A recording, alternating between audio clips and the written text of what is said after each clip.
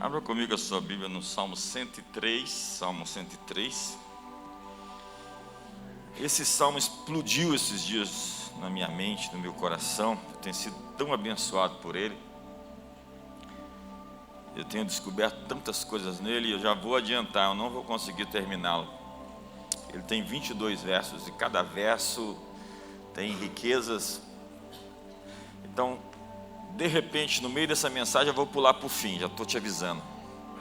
Não vai dar para terminá-la. Realmente, teria que ter algumas horas aqui para explorar tudo. Salmo número 103 diz assim as Escrituras Sagradas: Bendiz a minha alma ao Senhor e tudo que há em mim, bendiga o seu santo nome. Bendiz a minha alma ao Senhor e não te esqueças de nenhum só de seus benefícios. Ele é quem perdoa as tuas iniquidades, quem sara todas as tuas enfermidades, quem da cova redime a tua vida e te coroa de graça e misericórdia, quem farta de bens a tua velhice, de sorte que a tua mocidade se renova como a da águia. O Senhor faz justiça e julga a todos os oprimidos. Manifestou os seus caminhos a Moisés e os seus feitos aos filhos de Israel. O Senhor é misericordioso e compassivo, longânimo e assaz benigno. Não repreende perpetuamente, nem conserva para sempre a sua ira. Não nos trata segundo os nossos pecados, nem nos retribui consoante as nossas iniquidades.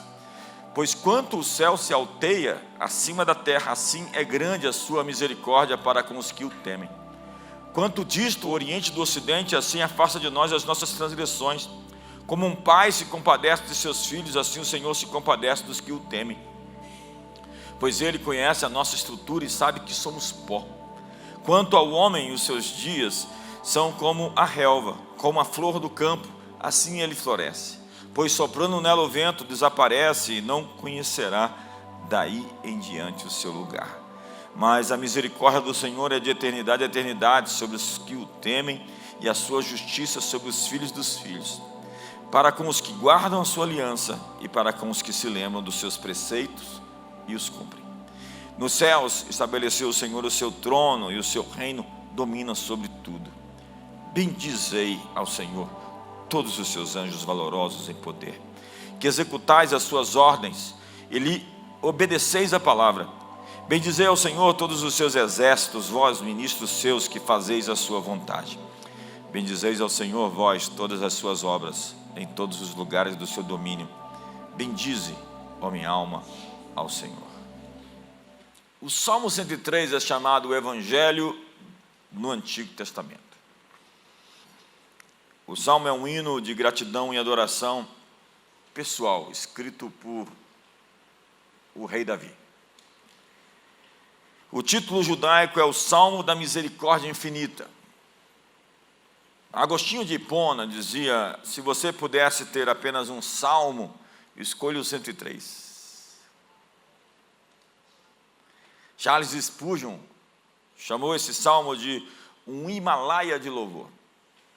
O Rabino Akiva dizia: se todos os textos de misericórdia fossem perdidos, o Salmo 103 os restauraria. Então vejamos as riquezas do Salmo 103. Verso 1, vamos verso por verso.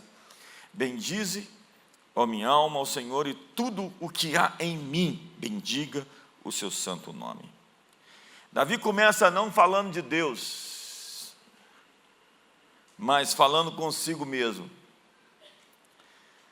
ordenando à sua própria alma que o adore.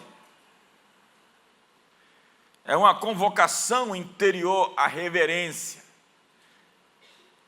é um alinhamento que ele faz consigo. Como Paulo disse: se vocês não se julgarem, Deus os julgará. Cada um de nós deveria tomar atitudes e ordenar a si mesmo. Isso é autodisciplina, isso é autogoverno, isso é liderança pessoal. Você não pode chamar ninguém para te seguir se você mesmo não se lidera. Davi entende que a verdadeira adoração começa dentro, antes de ser expressa fora. Levantar as mãos é a expressão do que aconteceu dentro, quando as mãos interiores estão levantadas. Dobrar os seus joelhos não significa nada se o nosso coração não está dobrado. O Midrash comenta: o homem tem muitas forças dentro de si. Davi ordena que todas se curvem diante do Criador. Davi fala a sua alma como quem desperta um exército adormecido. Agostinho, séculos depois, vai ecoar: a alma deve ordenar ao corpo e o corpo obedecer. Mas a alma deve obedecer a Deus. É a tradução do que Paulo fala em Romanos capítulo 12, muito mal entendido por muita gente. O culto racional é apresentar o seu corpo como um sacrifício vivo, santo e agradável ao Senhor. É ordenar ao seu corpo que o adore. Mesmo não querendo, eu vou dizer glória a Deus. Mesmo não desejando, eu vou saltar, pular, eu vou me alegrar no Senhor. Porque eu não sou simplesmente guiado pelos meus sentimentos. Os meus sentimentos, eles podem ser modelados pela minha adoração. Então Davi diz: bendize a minha alma ao Senhor. Bendize é barashi, que trata sobre uma postura interna de reverência. Literalmente, minha alma ajoelhe-se diante do Senhor. Adorar, então, é ajoelhar a alma. Davi está convocando todas as áreas internas: mente, emoções, vontade para adoração. Os judeus dizem que a alma é preguiçosa para adorar. Então Davi fala consigo mesmo como um líder fala a um exército. Ele diz: alma, acorde. Alma, adore. Alma, lembre-se. É muito recorrente na Bíblia essa conversa, esse self-talk do salmista consigo. Todo o tempo ele está dizendo a si mesmo, conversando consigo. Como o filho pródigo, lembra? Ele estava enterrado, afundado na lama, quando ele disse para si mesmo: falar com si mesmo é poderoso. Irei para o meu pai. O filho pródigo disse: eu vou voltar ao meu pai. E quando ele disse isso, ele tomou forças para sair da lama, da pocilga e das bolotas dos porcos.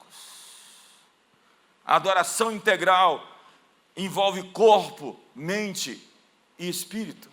E Davi nos ensina que às vezes é preciso comandar o próprio coração. Ele está dizendo: minha alma, adore.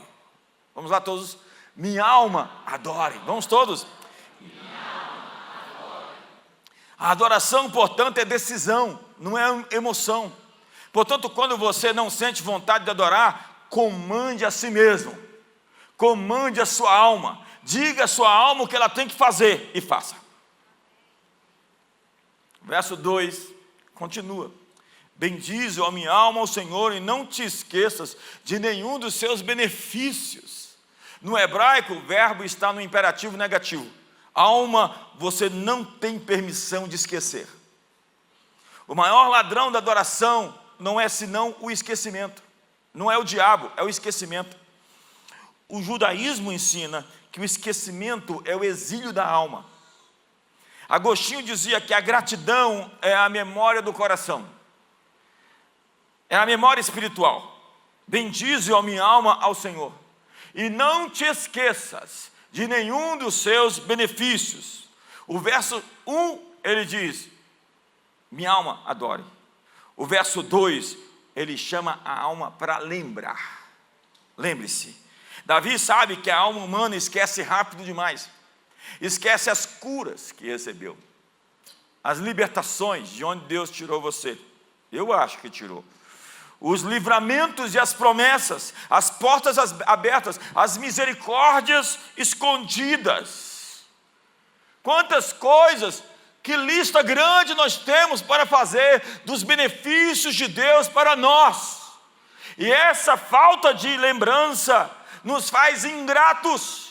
E ao invés de nos remetermos aos céus e agradecermos pelo que temos, ficamos reclamando do que não temos.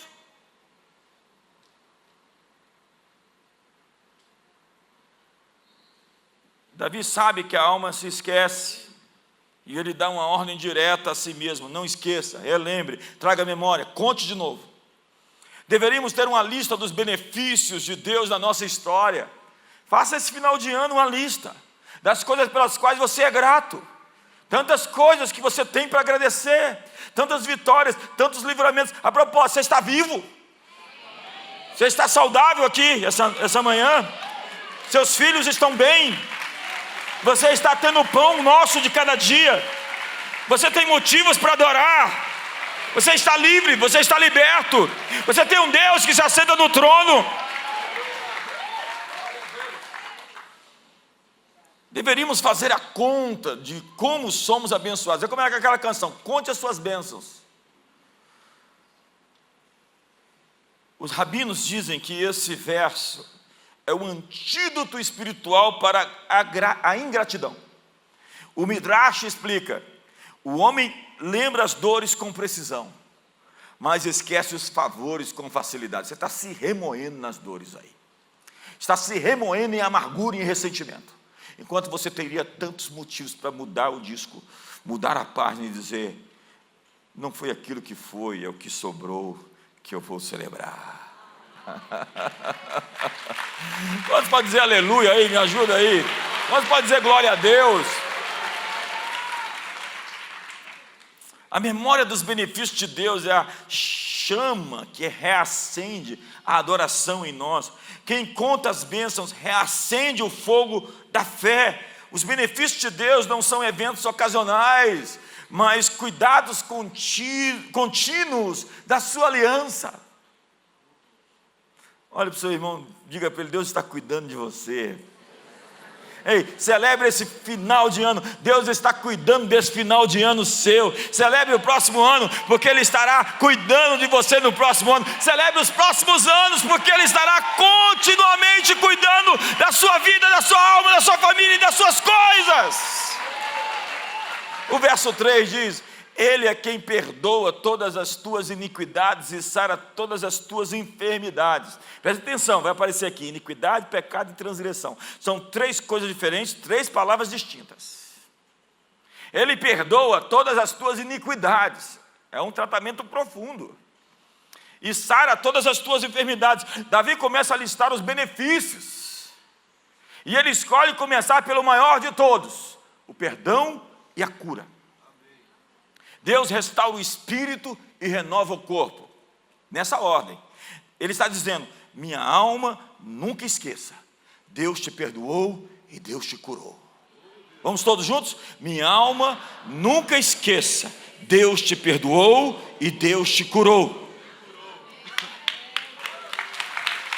A palavra perdoa aqui, da raiz salak, é um verbo que só Deus pode receber no Antigo Testamento. Nenhum ser humano pode salak ninguém. Esse perdão é exclusivo, é divino. Salak significa absorver profundamente, liberar alguém da culpa, levantar o peso moral do pecado. Ele é quem perdoa todas as tuas iniquidades. Iniquidades é avonete, avoneki, da raiz avon. Avon não é aquele produto. É iniquidade. Significa distorção moral. A iniquidade é mais do que o pecado. É o que o pecado ocasiona dentro de você. A distorção. A maldade que fica retida. A culpa torcida, a culpa internalizada, as consequências espirituais dos erros. A iniquidade, então, é o resquício, a sobra, o resíduo da falha, da falta. Não é apenas o erro, é o que entorta a alma das pessoas. Depois dos erros, você vai ver o resultado de como as pessoas ficam lesadas, encardidas, torcidas, deformadas. E ele disse, eu vou resolver isso.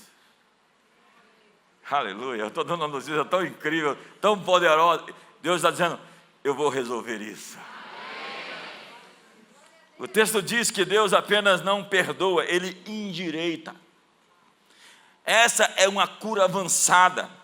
E ele diz mais, e sara todas as tuas enfermidades. Sará é rofé da raiz rafá. Lembra? O Senhor, Yahvé, Rafá, o Senhor quem sara.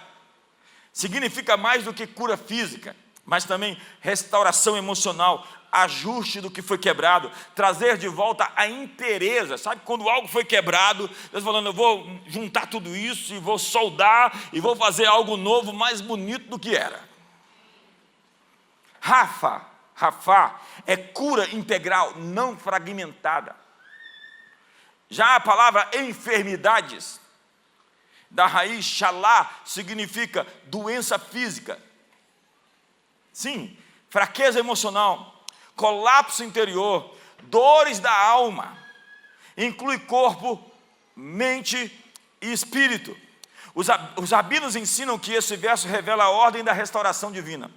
Primeiro Deus cura a alma, depois o corpo. Porque a culpa não tratada corrói.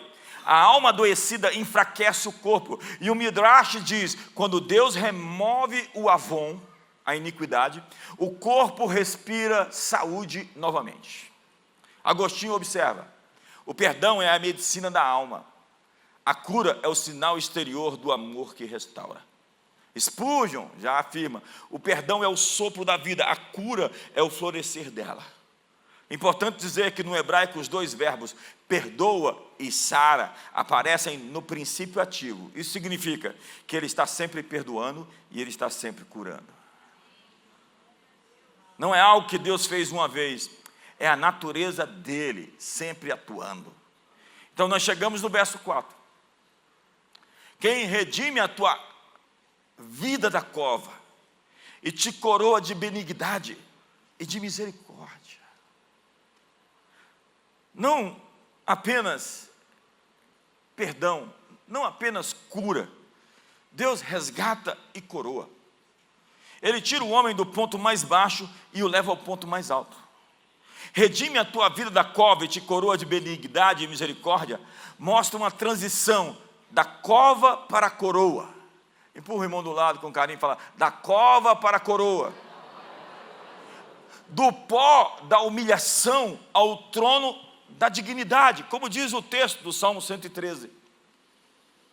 Ele ergue do pó o desválido e do monturo o necessitado, para o assentar ao lado dos príncipes. Sim, com os príncipes do seu povo. Faz que a mulher estéril viva em família e seja alegre mãe de filhos. Aleluia. Redimir é Gaal, da mesma raiz de Goel. Goel é o resgatador. Na Bíblia, o parente remidor. É um dos títulos de Jesus. É o verbo usado para descrever o resgate do escravo, a libertação da ruína. Por exemplo, na Bíblia, Ruth teve o seu Goel, que a resgatou. Davi está dizendo, Deus é meu parente redentor. Ele entrou na minha história para me buscar. Então, Gaal significa libertar pagando um preço.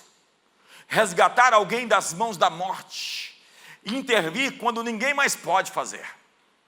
Os rabinos afirmam que Gaal, redimir, implica que Deus desce ao poço para tirar o homem de lá.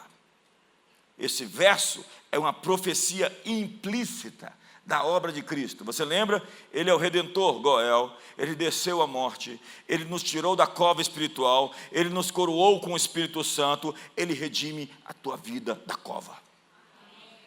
Cova, da raiz, chat, significa poço profundo. Corrupção, destruição, sepultura. Lugar onde a vida desmorona. E é tanto literal quanto metafórico. Ele redime a tua vida da crise emocional.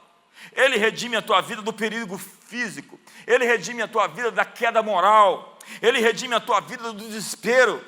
Ele te coroa de benignidade e de misericórdia. E coroar, da raiz atar, significa circundar, rodear, cercar, envolver com honra. Colocar um diadema real. Não é apenas um adorno que Deus lhe dá, mas Ele restaura a identidade e oferece benignidade e misericórdia. Essa palavra benignidade, além do vernáculo, é muito poderosa.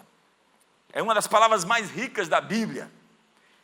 Hesed, que significa o amor que nunca desiste, o amor leal, a misericórdia da aliança, a bondade que não falha, a graça que permanece. Misericórdia, então, da raiz rechem, significa ventre materno. Misericórdia é compaixão visceral, o amor que nasce nas entranhas, o cuidado terno como de uma mãe para com o seu bebê. Deus tem essa relação com os seus filhos, essa relação de que se a mãe pudesse se esquecer do seu filho que amamenta, todavia eu jamais me esquecerei de ti. O verso diz, ele te coroa com amor leal e com cuidado materno. Apesar de Jesus nos ensinar a chamar Deus de Pai, Ele tem todas as atribuições de um pai e de uma mãe. Ele tem a totalidade. Ele pode preencher qualquer vácuo, qualquer vazio, qualquer carência, qualquer necessidade. Ele ainda diz para a mulher solteira e abandonada, eu sou o teu marido.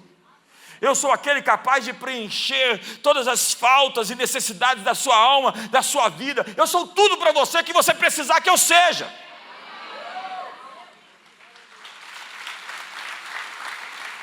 Agostinho dizia, da cova da perdição à coroa da adoção, este é o movimento da graça.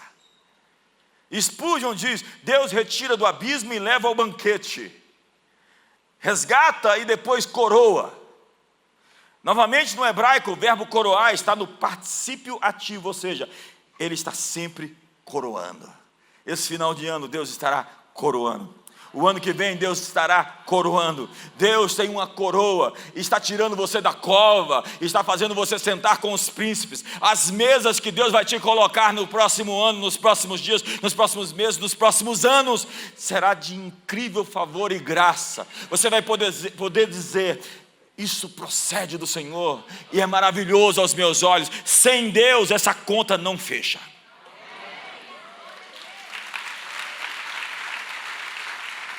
Não é um único ato de coroamento, é coroamento constante. A cada manhã Deus renova a dignidade, honra, identidade a favor dos seus filhos. Assim o poço que você caiu não é fundo demais para Ele. E a cova é o lugar de onde Deus te levanta para te coroar. Ele desce a cova para te resgatar e sobe contigo para te coroar. Eu estou empolgado, e você? Eu estou dando boas notícias para você essa manhã. Eu estou te dando a palavra de Deus. Eu estou te dando uma palavra rema específica para o seu tempo específico, para esse momento específico. Deus está te dando uma palavra para esse final de ano e para o próximo ano e, por que não, para os anos futuros. Deixa eu controlar meu tempo. Verso 5 ainda.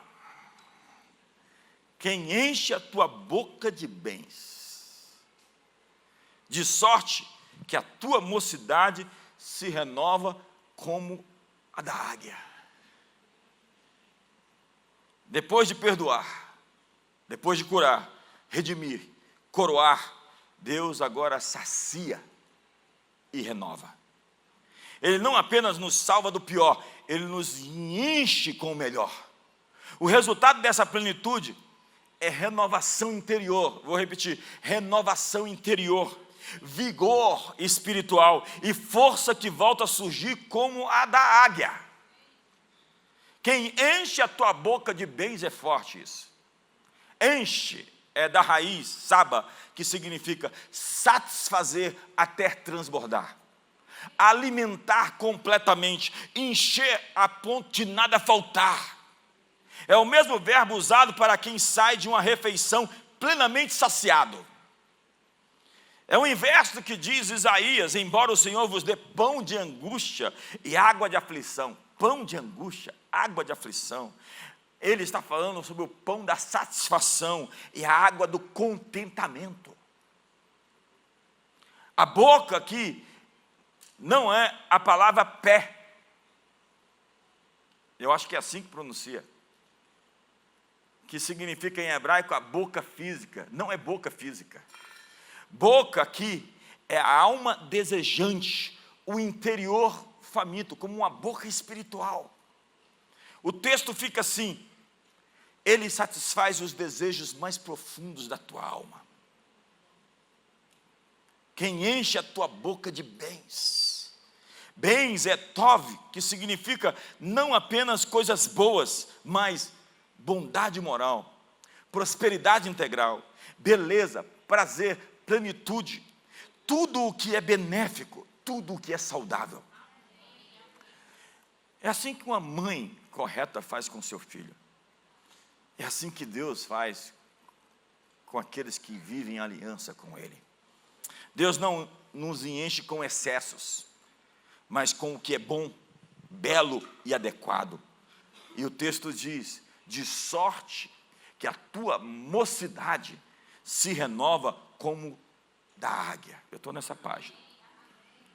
E você? Espero que sim. Tua mocidade é a imagem da primavera do coração. É o conceito de idade emocional, mas que se refere à vitalidade interior, energia e frescor da alma. Se renova, é uma forte palavra, da raiz shadash, que para os rabinos descreve alguém que parece recomeçar a vida. Sabe quando existe um ponto de inflexão na sua história, que você se renova e recomeça melhor, mais forte? A raiz, que vem da mesma palavra, mês, kodesh, marca um ciclo novo. Eu estou falando isso já há algum tempo, porque é uma transição de ciclos, um ciclo novo. E o verbo renovar está na forma reflexiva. Tu te renovas em Deus. O que isso significa? É que Deus inicia a renovação, mas a alma responde. Deus empurra você, mas você tem que andar. Assim, a renovação é uma obra divina recebida voluntariamente, que precisa da sua participação, da sua cooperação. Você tem que ajudar, emagrecendo esse final de ano.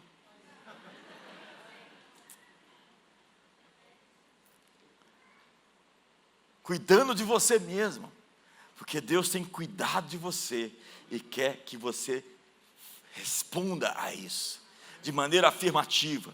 Então eu quero declarar essa manhã um tempo de renovação e restauração em todas as áreas da sua vida. Recebe, você que está com a mão levantada.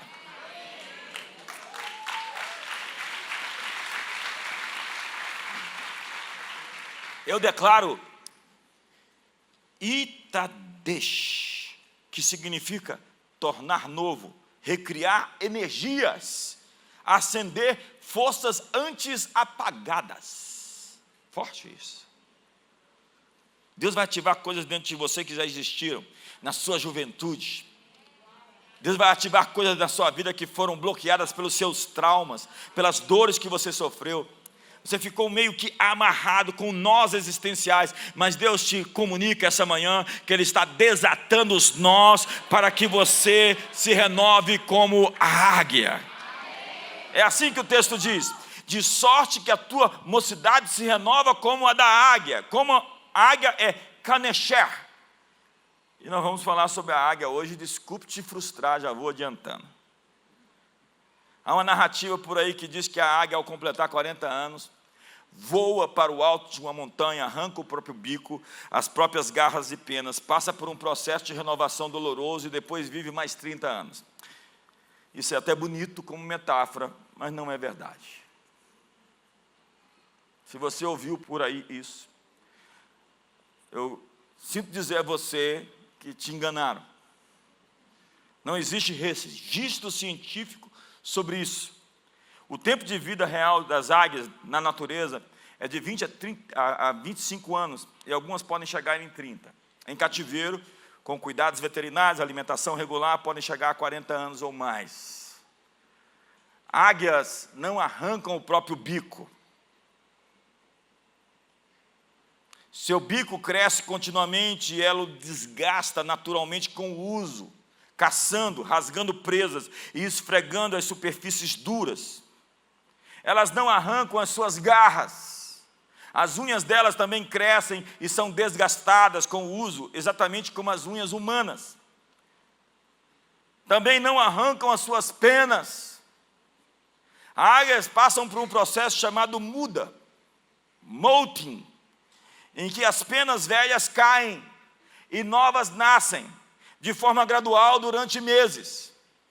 A história desse mito começou provavelmente em palestras motivacionais dos anos 1980. Depois viralizou em PowerPoints e textos de autoajuda.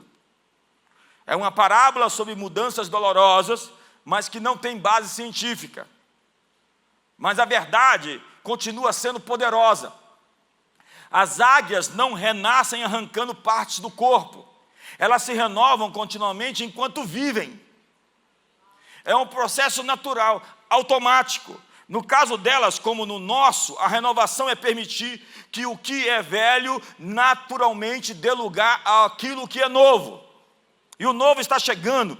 Eu sinto o cheiro do fresco, do novo. Eu sinto o cheiro da restauração e da renovação essa manhã. Você pode sentir comigo isso ou não?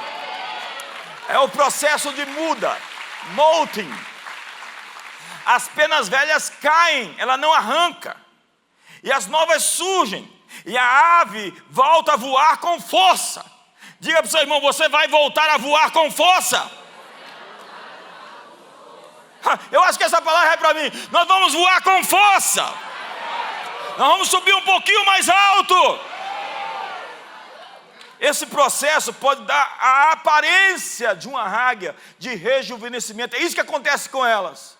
E é isso que o salmista está dizendo, que aqueles que estão conectados com Deus vão sofrer, vão passar, vão receber.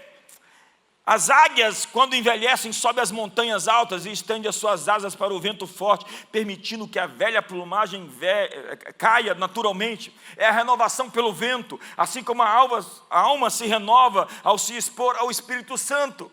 Quem se expõe ao vento do Espírito troca a plumagem. Deus vai trocar a plumagem. Já está trocando a plumagem. Quantos estão trocando a plumagem aí? Quantos estão ficando mais encorpados? No Oriente Antigo, a águia representava a vitalidade que retorna, força restaurada, capacidade de subir novamente aos céus. E Davi está dizendo, assim como a águia recupera suas forças e continua voando alto, Deus renova tua energia, tua vitalidade, teu ânimo.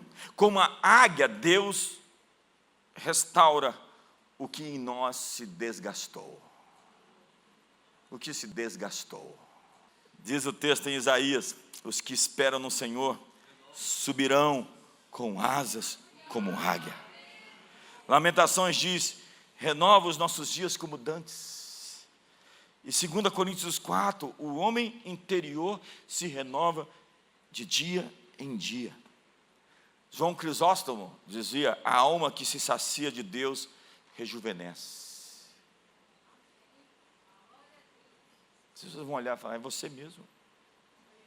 Você está diferente. Spurgeon dizia, a graça não apenas limpa, ela reveste a alma de força juvenil. A alma cansada, então, recebe vigor. A velhice espiritual é trocada por juventude interior. O desgaste da vida é substituído pela força da graça. E a lógica é a seguinte, Deus é a fonte da renovação e à medida que você anda com Ele, uma poderosa transformação está acontecendo na sua vida. Verso 6. O Senhor faz justiça e julga a todos os oprimidos. Davi amplia o horizonte. O Deus que perdoa, redime, cura, sacia, renova, também intervém na história. Ele é o justo defensor de todos os oprimidos. Esse verso é a assinatura do caráter de Deus no mundo. O caráter de Deus é justiça ativa. O Senhor faz justiça da raiz de tzedeká. Tzedeká é uma famosa palavra no hebraico, que não é apenas justiça, é justiça legal. Tzedekah inclui retidão, equidade, restauração, colocar as coisas no lugar certo, defender o vulnerável, agir com misericórdia que corrige o mal. Corrigir o mal é um dos grandes significados de Tzedekah. A justiça conserta o mundo. O Senhor faz justiça e julga a todos os oprimidos. Julgar já é uma outra palavra que significa vereditos que libertam. Deus tem vereditos essa manhã que libertam. Decisões que protegem. Intervenção divina na vida humana. Mitzpat, julgar, é Deus estabelecendo ordem no caos. A Bíblia está repleta de textos assim: se o oprimido clamar a mim, eu ouvirei. O povo estava sendo cativo e injustiçado, oprimido no Egito. Eles clamaram e Deus enviou um libertador. Deus está enviando um libertador para o Brasil. Deus está enviando libertadores para o Brasil. Deus está enviando libertadores para as famílias. Deus está enviando libertadores para as nações. E a palavra oprimidos, da raiz achak, é o mesmo que ser esmagado, explorado, sufocado. A imagem é literal, alguém sendo pressionado para baixo. É o pobre, o vulnerável, o injustiçado, o sem voz. O Midrash afirma: Deus se levanta onde o homem é esmagado. O Salmo 103, verso 6 ecoa: Deus quebra o jugo do opressor. Eu vou repetir essa frase: Deus quebra o jugo do opressor. Nós vamos ver uma temporada futura, bem próxima, onde Deus vai quebrar o jugo do opressor nessa nação, na sua vida, na sua família.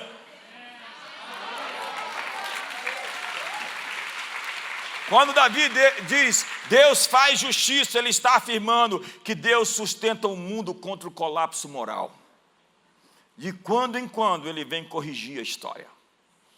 Ele intervém. João Crisóstomo diz: a justiça de Deus é misericórdia para com os seus e juízo para com os que o oprimem. Agostinho diz: ele não permite que o oprimido seja eternamente esmagado. E Spurgeon diz: a justiça de Deus é a música aos ouvidos de quem sofre. Portanto, Deus está vendo as injustiças ocultas. Ele não tolera a humilhação do inocente. Ele se levanta em defesa dos frágeis.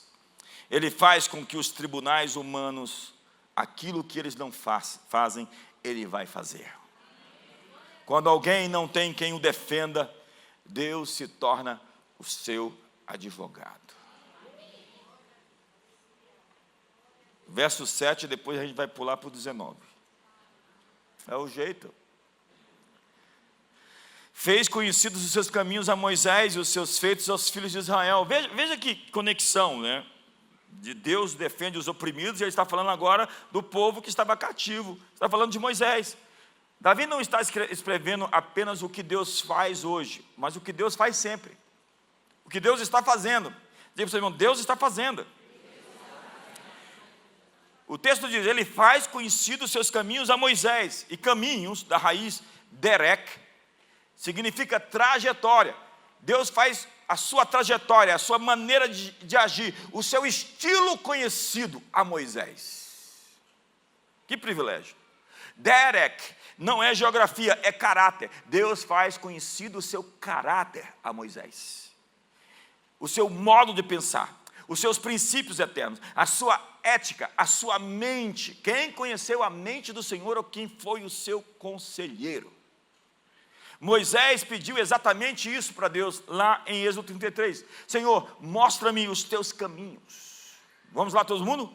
Senhor, mostra-me os teus caminhos. Mas o texto diz, ele revelou os caminhos para Moisés e os seus feitos aos filhos de Israel. Tem gente que não conhece os caminhos de Deus, conhece os seus feitos.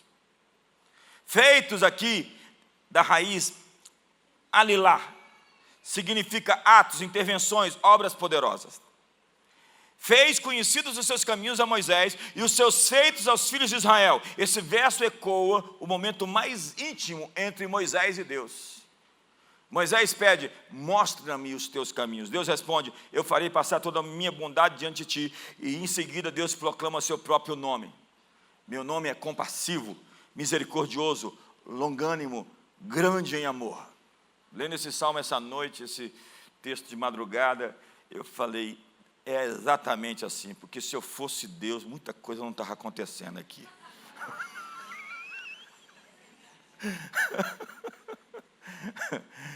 Ele fez conhecido, do verbo piel, tornar evidente, revelar intencionalmente, não é acidental. Deus decidiu revelar seu coração a Moisés.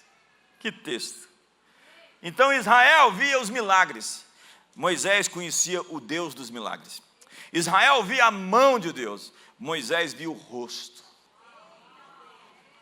Os rabinos dizem: Israel viu o que Deus fez, Moisés viu o que Deus queria. O Midrash Terrilim, que é os comentários dos Salmos, afirma: a diferença entre Moisés e Israel é que Moisés buscou Deus e Israel buscou sinais. Alguns crentes estão assim, estão atrás dos feitos, das bênçãos, das obras de Deus. E os rabinos dizem que esse verso é a prova de que Deus deseja amizade e não apenas obediência. Eu vos chamo de amigos e não de servos. Eu quero um relacionamento com você e não faça isso, não faça aquilo. Eu quero que você se conecte ao meu coração. E o texto vai aprofundar isso lá na frente. E eu vou tentar chegar lá. João Crisóstomo diz: Moisés conheceu Deus como amigo, Israel como beneficiário. Spurgeon diz: a meta do crente é sair da multidão e aproximar-se de Moisés. É como aquela música do Morada: então me tira o medo que me faz dizer: Moisés, suba em meu lugar. O povo tinha medo do Sinai, e ao invés de ter um relacionamento com Deus, pediu para Moisés ir lá representá-lo. Você não precisa de alguém para te representar no trono da graça. Pelo novo e vivo caminho, você pode chegar com ousadia à sala do trono pelo sangue de Jesus.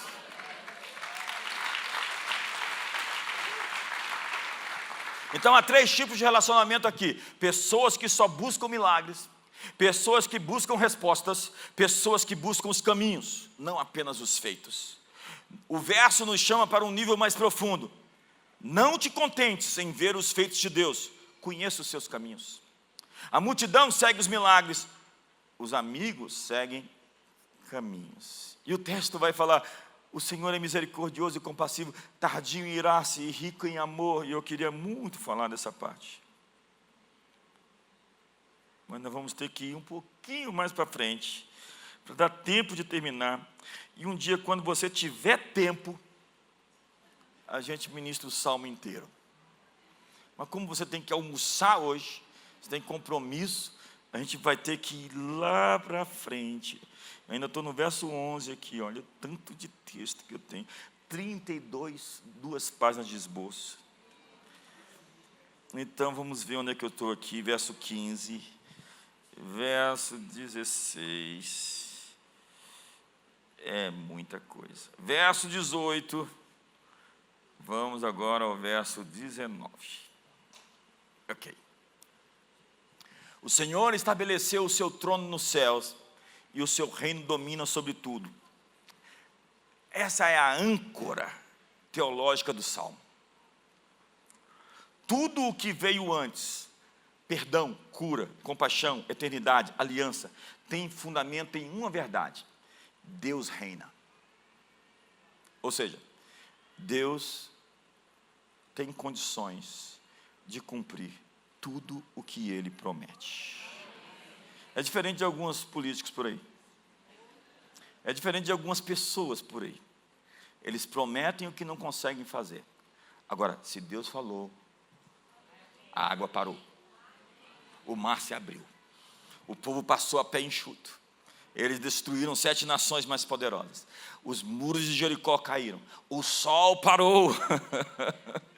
Quando Deus fala, Ele cumpre. Ele não é um Deus fraco.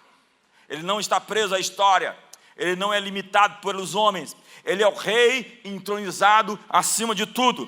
E o texto diz: Ele estabeleceu. do verbo firmar, fixar, estabelecer de modo imovível. É a mesma raiz de preparar, pôr fundamentos, dar estabilidade. Indica um trono permanente, não apenas transitório. Daqui a 5.000 anos, daqui a 20 milhões de anos, Deus está no trono. Os reinos caem, os reinos se abalam e Ele permanece inabalável nos céus. O seu trono foi estabelecido e não se abala. E os que confiam no Senhor são como...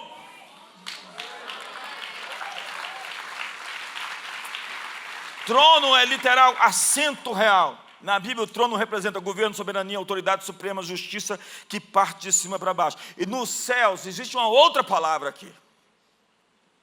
Não é a mesma palavra de Gênesis 1, que o Senhor fez os céus e a terra.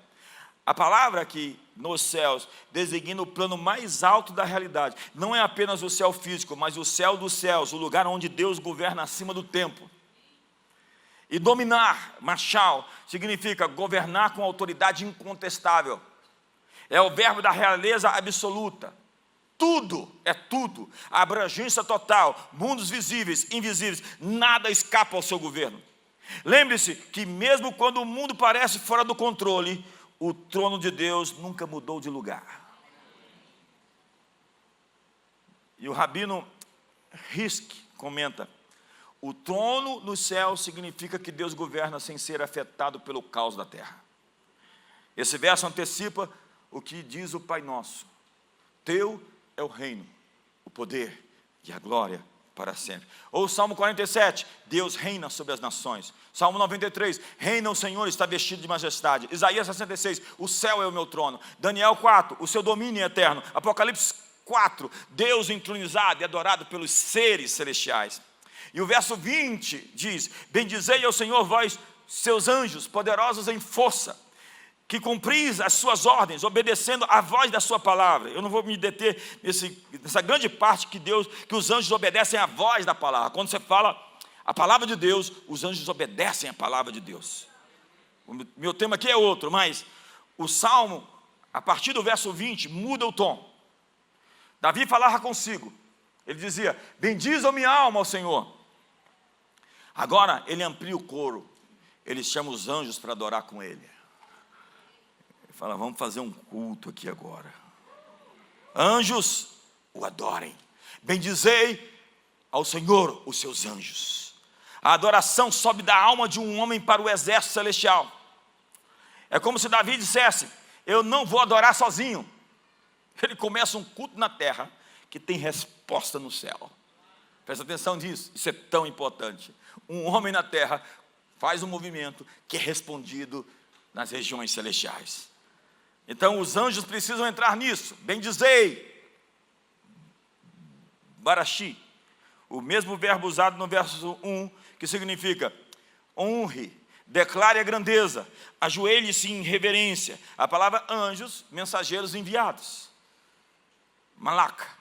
Na Bíblia, anjos são servos do reino, executores das ordens divinas, guerreiros espirituais, ministros da salvação daqueles que vão herdar a salvação. Poderosos em força.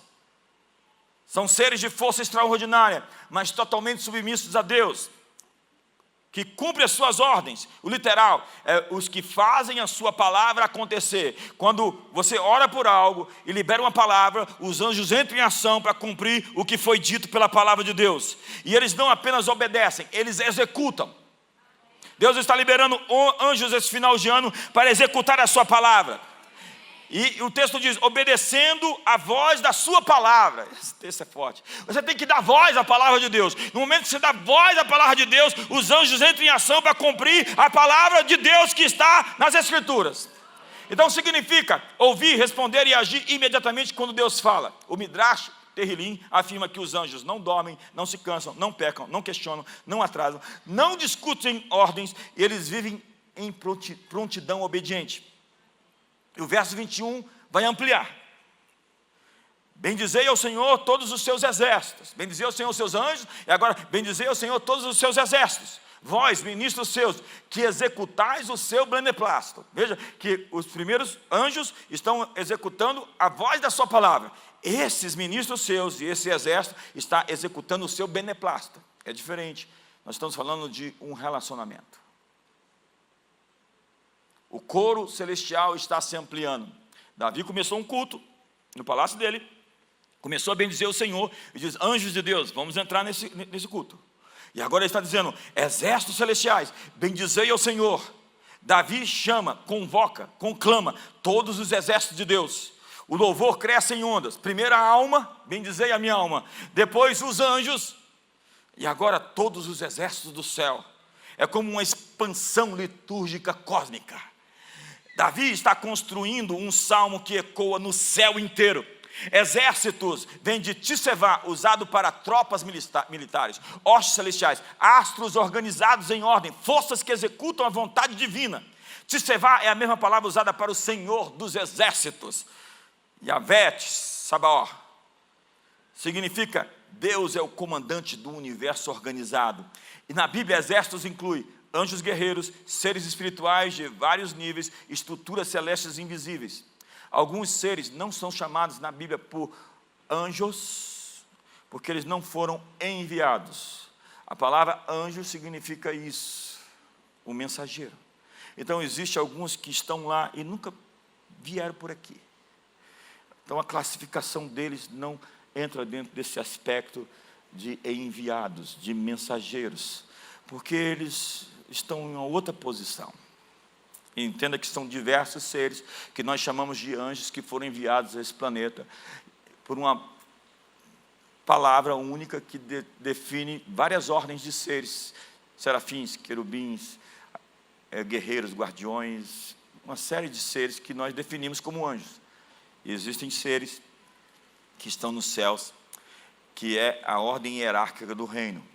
E ele usa a palavra ministros. Bendizei ao Senhor, ministros seus, servos que ministram, como os levitas que ministravam no templo, os anjos que ministravam diante do trono, e os servos que executam funções litúrgicas. E aqui vem um texto fortíssimo, que executais o seu beneplácito. Literalmente é os que fazem a sua vontade com alegria. A palavra não é apenas vontade, é a vontade cheia de deleite. Para os rabinos, Davi está aqui convocando todos os níveis dos seres celestiais. Imagine a ousadia desse cara. O culto dele não é só terreno. Ele está fazendo uma convocação no céu. E a resposta vem. Ele está dizendo que toda a estrutura do céu está orientada para adorar, mostrando que a adoração terrena se alinha com a ordem celestial. E o Midrash Terrilim acrescenta: quando Israel louva, os exércitos dos céus respondem. Ou seja, a adoração faz o céu responder à terra. Agostinho chama, define, ao chamar os exércitos celestiais, Davi mostra que o louvor é universal. Quem não louva, desentoa do cosmos. João Crisóstomo diz: o trono é o centro do salmo e os exércitos são a sua moldura. Há uma inversão sutil e preciosa. Preste atenção, eu estou quase encerrando. No verso 20, os anjos obedecem à voz da palavra. Lembra? No verso 21, eles executam o beneplácito de Deus. Ou seja, Deus não apenas comanda, Ele também se alegra. Os exércitos celestiais executam não só ordens, mas o prazer de Deus. Quando você está num relacionamento, você não precisa de uma ordem, de um comando. Conhecendo o coração de alguém, você faz algo por aquela pessoa que você sabe que vai agradá-la. É um relacionamento livre, não fechadinho, quadradinho por regras. Nesse caso, esses seres celestiais estão ministrando a Deus, sabendo que aquilo é o caráter dele e que ele vai ficar feliz deles fazerem aquilo. Ou seja, os anjos não são religiosos amarradinhos. Deus está libertando alguém aqui. Eles estão num relacionamento, e um relacionamento é livre para outras esferas, outros níveis. E o mundo espiritual vive esse deleite de Deus. E esse deleite se manifesta quando o povo dele o adora. O louvor abre portas invisíveis no mundo espiritual. Quando adoramos, nos alinhamos com a ordem celeste. Nossa adoração une céu e terra. Quem serve ao Senhor participa do que os exércitos celestiais fazem eternamente. E ao adorar, você participa do movimento do universo. E o texto termina dizendo: bendizei ao Senhor vós todas as suas obras, em todos os lugares do seu domínio. Bendizei a minha alma ao Senhor. Que fechamento. É o clímax. Um chamado universal. Depois de convocar a alma, o coração, o corpo, os anjos e os exércitos celestiais, Davi agora convoca todo mundo. Todo mundo na marcha. A criação inteira. O salmo que começou dentro da alma termina abraçando o universo. Ele começa: bendizei ao Senhor, ó minha alma. E agora ele diz: todas as suas obras, em todos os lugares do seu domínio. Ele está dizendo o universo inteiro, tudo que tem fôlego. É o movimento da adoração verdadeira, que começa no secreto e se expande ou explode no cosmos. E a palavra obras, bendizer ao Senhor todas as suas obras, são as ações criadas, tudo que Deus fez: céu, terra, estrelas, mares, animais, seres humanos, anjos. E domínio significa reino, governo, autoridade total. A criação inteira está dentro do governo perfeito de Deus. E ele finaliza dizendo: bendize, ó minha alma. O salmo termina exatamente como começou. O mundo inteiro adora. E Davi volta ao coração dele. O universo inteiro canta. E Davi repete sua confissão inicial. Aquele que convoca o universo deve primeiro convocar a sua alma. Veja a ação e a reação. O que esse salmo provocou no universo. Tem gente aqui que não entendeu nada. É como diz o Salmo 148. Louvai o sol e lua, estrelas e animais. Ou como diz o Salmo 19. Os céus proclamam a glória de Deus. O firmamento anuncia a obra das suas mãos. Ou como diz Apocalipse 5. Toda criatura no céu, na terra, no mar dizia ao que está assentado no trono: louvor, glória. A expressão todos os lugares do seu domínio significa literalmente todos os lugares onde Deus exerce sua vontade. E onde Deus não exerce a sua vontade, em lugar nenhum. Davi está dizendo: toda partícula do cosmos pertence a Ele. Logo tudo é convocado ao louvor. Isso inclui átomos, estrelas, montanhas, mares, tempos, estações, histórias, nações, anjos, humanos, células, respiração. Tudo existe para louvar. E então de repente o salmo volta ao nível mais íntimo: bendiz a minha alma. É como se ele dissesse: não deixe que o universo inteiro louve e fique você calado. O louvor começa no secreto e termina no eterno. Deus quer alinhar nossa alma com o coro do universo. Onde Deus governa, o louvor ecoa. A alma que louva entra no ritmo do cosmos. E quando a alma louva, ela encontra seu lugar no coral do universo. Onde você está? Faço parte do coral. Que coral? Dos anjos, das hostes celestiais, das estrelas, dos átomos. Fique de pé.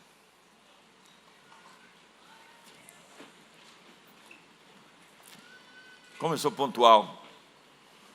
Está vendo? Eu só vou pedir 10 minutos a mais para você agora, para a gente fazer isso, para a gente ajoelhar a alma, para a gente bendizer ao Senhor. E desafio você a fazer uma lista das coisas pelas quais você é agradecido. Desafio você a provocar um culto que os céus vão responder. Porque assim, Deus não fica devendo nada para ninguém. Você sabe como é que é as coisas? Você começa a adorá-lo, pensando que está dando algo para Ele, não é? E o que acontece? Ele diz: eu não posso dever nada para você.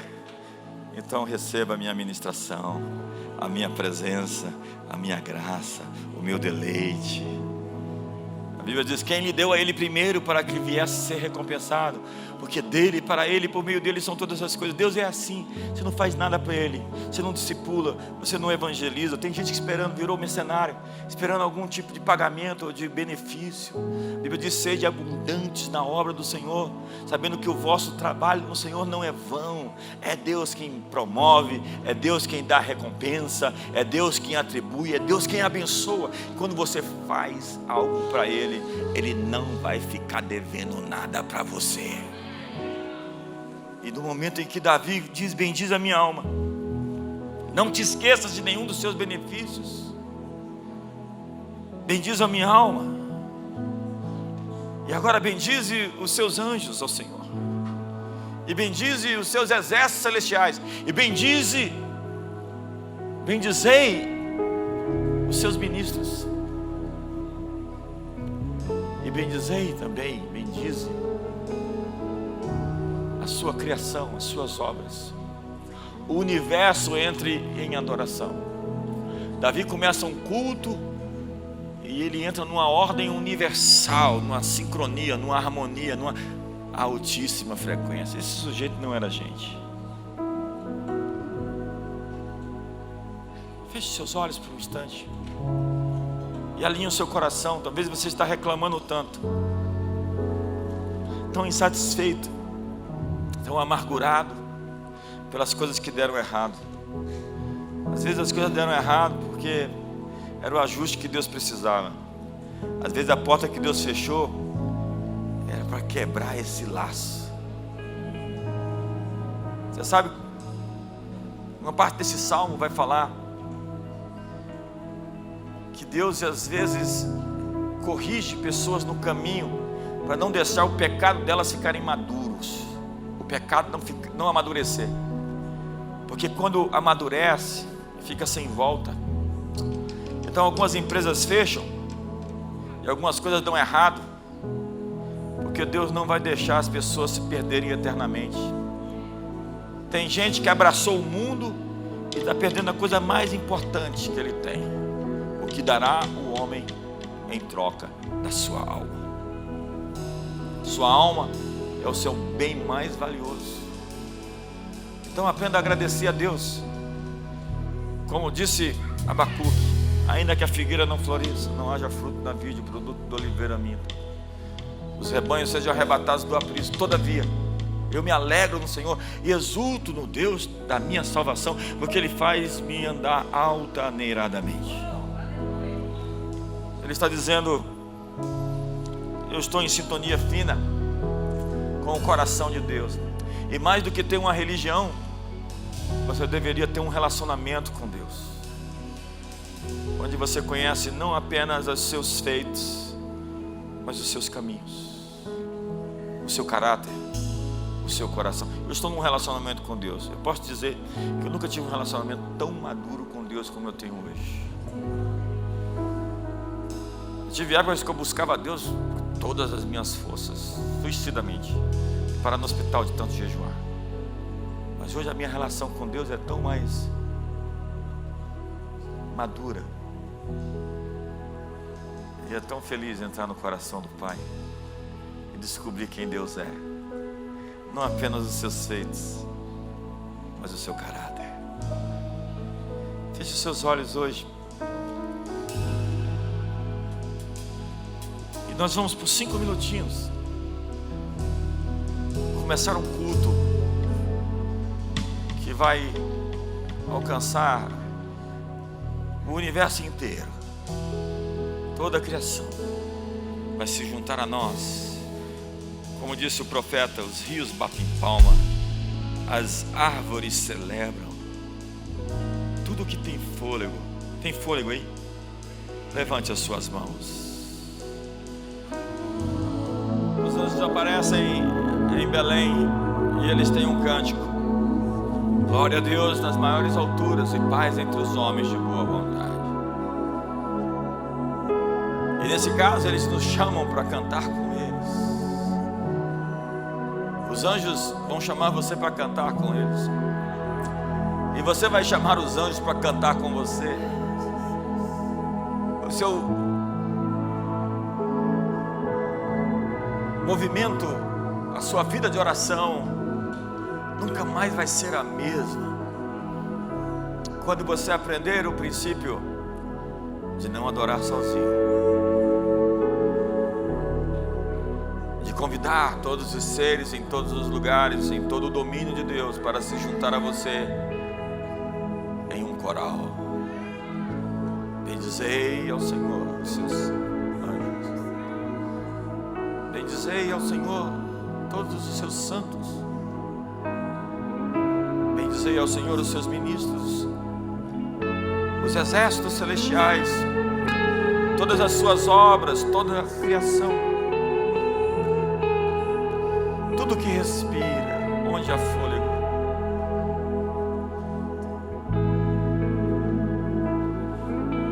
E fica sabendo que Ele é um Deus poderoso e que aquilo que Ele disse que vai fazer, Ele tem poder para fazê-lo. Sim, você vai ver os seus feitos, porque é natural dele fazer, abençoar. A sua graça é tão abundante. Ele é um Criador excepcional, extraordinário, generoso, e Ele quer abençoar as suas criaturas, especialmente aqueles que estão vivendo em aliança com Ele. E depois busque nesses salmos, porque Ele está prometendo a você que a misericórdia dEle vai alcançar seus filhos e os filhos dos seus filhos, que a sua vida em aliança com Ele vai deixar um legado de obediência e de misericórdia para os filhos e filhos dos seus filhos, para os seus descendentes. Pai, nós oramos por cada pessoa, para que uma minúscula revelação, uma mínima, possa alcançar seus corações esse final de ano, e eles possam ser ativados, acordados, despertados a partir de si mesmos, como começa o salmista: minha alma louve a Deus, minha alma bendize ao Senhor. E que eles possam se comandar, começar esse coro, e que eles possam expandir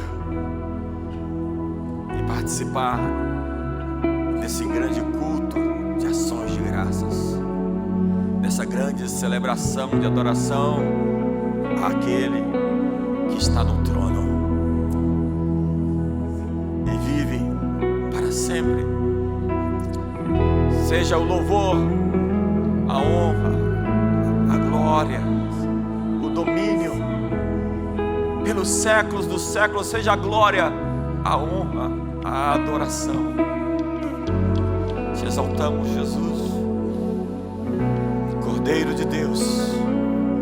Te exaltamos, Espírito Santo, Pai das luzes, onde não há sombra nem variação de mudança, de onde procede toda bondade e todo dom perfeito. Nos unimos a Ti, Santíssima Trindade. Exaltamos para sempre o Teu nome, Mediador, Conselheiro, Deus forte, Pai da eternidade, Príncipe da paz. Maravilhoso é o Teu nome. Que o amor de Deus, a graça de Jesus e a comunhão do Espírito Santo seja sobre todos. Tenha uma incrível semana. Ele carrega essa atmosfera daqui. Leve para sua casa, leve para sua semana, leve para o seu mês. Seja impactado e impacte. Seja transformado e transforme. Seja curado e cure. Seja exaltado e exalte.